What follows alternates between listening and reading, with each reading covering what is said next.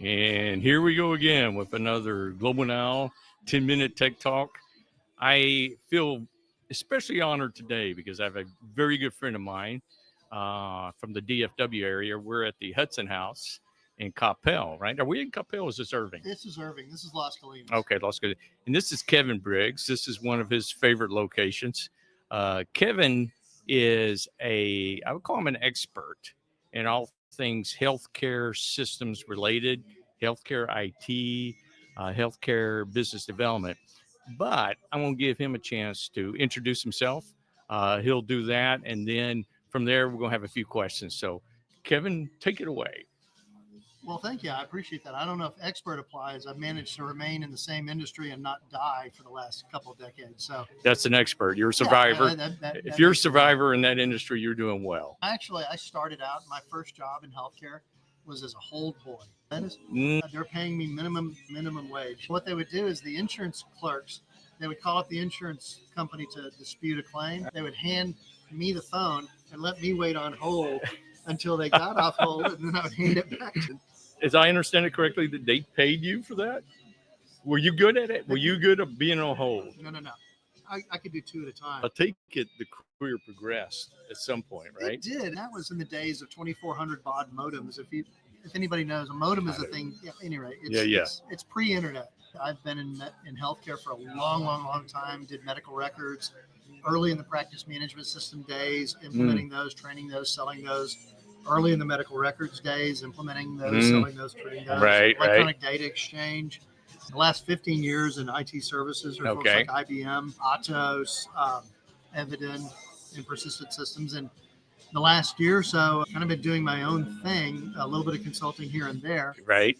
But about 14 years ago, I founded Texas de Peru, which you and I love it. And I do want you to speak to that. Go ahead. Just give us an overview of that, because I think it's very interesting. The short version of it is we take teams of surgeons down to Peru every summer and do surgeries for the poor at a clinic near Machu Picchu. See about 300 patients, change a whole lot of lives, do a lot of surgeries, and have a lot of fun doing it. And it's a blast. And I'm trying to get you to go down there. I think you fit in well. Right, because you need another, what'd you call it, a hold boy or something? We need a hold boy. Because I think I maybe qualify for that.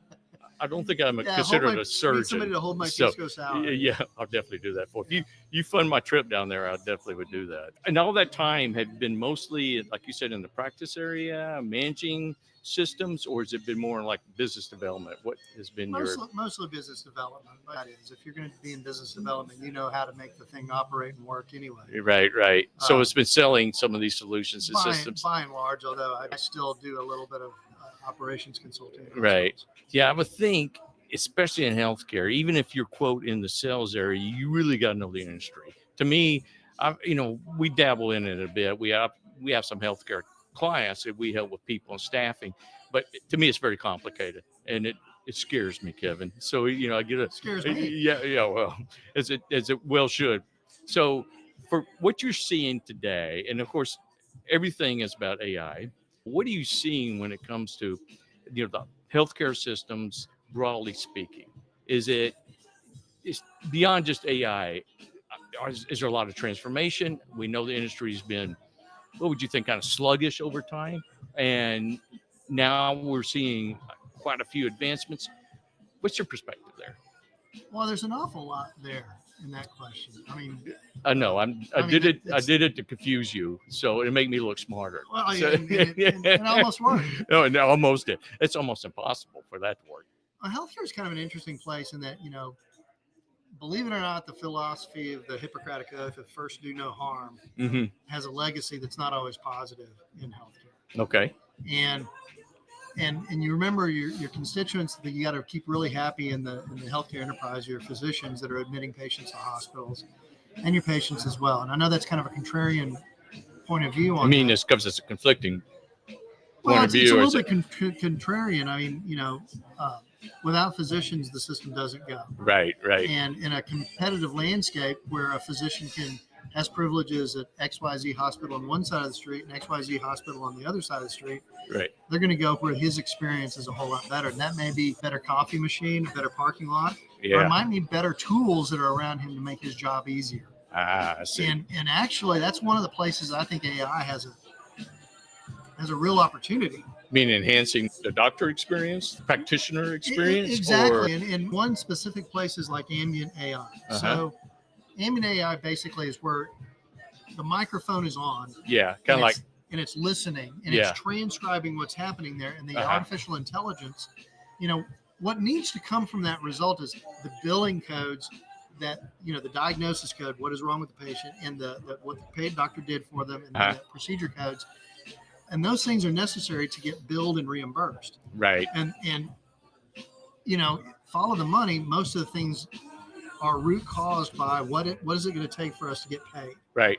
So that's why, frankly, for many, many years, medical record systems, nobody liked them because the end purpose is to get paid, not. And they're not they're not glamorous. They're not as interesting as doing the actual work in the practice. No, they were probably a side thought until we built this extremely complicated healthcare processing system, from lack of a better word. And now you're left with a lot of legacy. I think you're exactly right, and that doctors don't go to med school so that they can learn how to use an EMR. Right. There are lots of things that are happening out there that basically allow you to have a virtual assistant of some sort. Right. To help you do your job.